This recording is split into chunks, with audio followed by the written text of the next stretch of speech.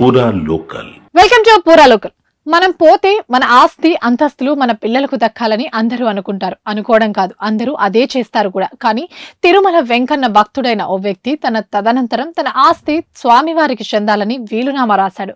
హైదరాబాద్ నగరానికి చెందిన వెంకట సూర్య సత్యభాస్కర్ రావు అనే వ్యక్తి ఆదాయపు పన్ను శాఖలో కమిషనర్ హోదాలో ఉద్యోగ విరమణ చేశారు.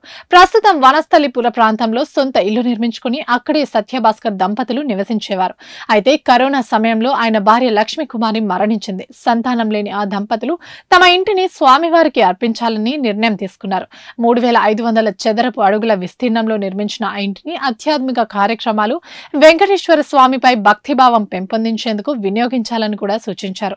అయితే కొంతకాలం క్రితం భాస్కర్ రావు కూడా కన్నుమూయడంతో ఆయన కోరిక మేరకు ఆ ఆస్తిని ట్రస్టీలుగా ఉన్నవారు తిరుమలకు వచ్చి అక్కడ అధికారుల సమక్షంలో స్వామివారికి రాసిన ఆస్తిని అందించారు. ఇవి ఇప్పటివరకు అప్డేట్స్. మరిన్ని అప్డేట్స్ కోసం చూస్తూనే ఉండండి పూరా లోకల్.